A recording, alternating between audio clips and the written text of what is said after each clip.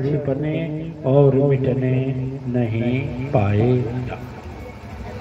देखें, बोले ना, गुरु के साथ विश्वास जितना मजबूत होता है उतना ही अपनाए होता है। बोले ना कि वह एक देवी जी थी, यही बता रहे थे कि देवी जी थी, उनको लोगों ने बता दिया था कि कोई बात नहीं, देवी बेचारी मात्र शक्ति होती हैं, सीधी साधी होती हैं, भोली भाली होती हैं, हृदय और ममता से परिपूर्ण होती हैं, करुणावान और दयावान होती हैं। इसी का यह लोग महाराज जी लोग फायदा उठाते हैं। अब महाराज जी लोग समझा दिए कि आप भी आओगी ना तो आधा मिल जाएगा पुण्य में से। किसको? आपके पति को। लेकिन जब सदगुरु के दिन, सदगुरु के सत्संग में उस दिन इस बात का पर्दाफाश हुआ कि चश्मा किसको लगता है? किसको लगता है? पति पत्नी दोनों हैं, चश्मा किसको लगेगा? जिसको कम दिखाई देगा उसी को ना। आकि पत्नी को कम दिखाई दे रहा है और पति चश्मा लगा ले तो पत्नी का काम चलेगा? या पत्नी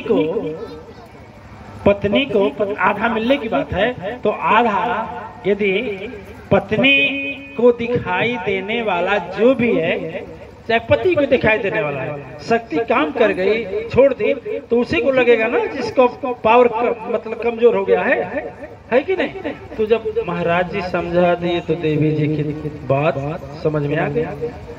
देखो, वही पत्नी धर्ममयी है जो पति को धर्म के रास्ते पर प्रेरित करे। धर्म पत्नी है, धर्म पत्नी कहा जाता है, याद रखना, धर्म पत्नी कहा जाता है। धर्म पत्नी क्यों कहा जाता है? धर्म पत्नी और धर्म इसीलिए कहा जाता है कि पत्नी को धर्म के लिए प्रेरणा देना चाहिए, और जो प्रेरणा दे वही क्या है? धर्म पत्नी। तो धर्म पत्नी को चिंता हुई कि मेरी नैया तो पार होगी, सचमुच पार होगी, क्योंकि मैं सदगुरु के पास हूँ और सदगुरु से ज्ञान ली हूँ। मेरा तो नैया पार हो जाएगा, संसार से भी, अभव सागर से भी, मैं दुख से भी पार हो जाऊंगी, विपत्ति से भी पार हो जाऊंगी। लेकिन हमारे महाराज जी का क्या होगा? समझ रहे हैं ना? महाराज जी का क्या होगा? माने हमारे महाराज जी को कैसे दुख से शांति मिलेगी, और सागर कैसे पार होंगे? उनको न जप भाता है, न तप भाता है, न पूजा भाता है, न भजन भाता है, न सत्संग भाता है, न तो तीर्थ भाता है, न दान भाता है, न यज्ञ भाती है, कुछ भाता ही नहीं है।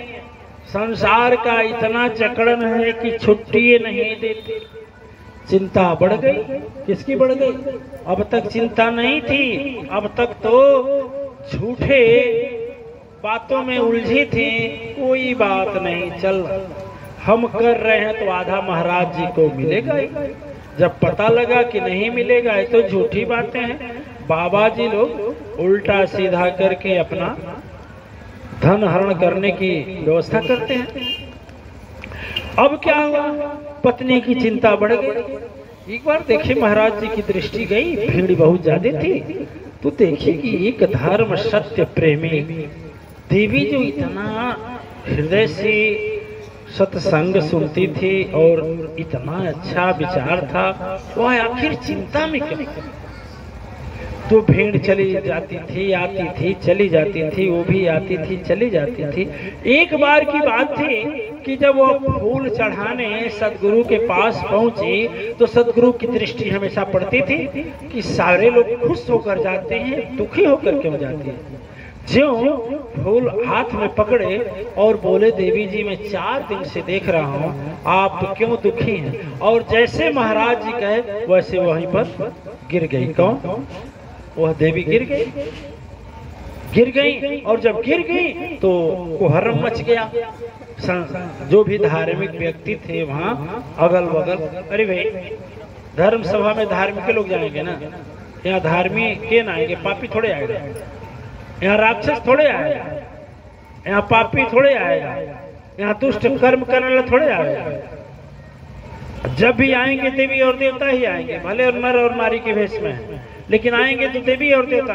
दुष्ट तो आएगा नहीं। कि जब जैसे वह गिरी और बेहोश हो गई, कोहराम मच गया, सत्संग समाप्त हो गया था। कोई मतलब अपना पंखा झलने लगा, कोई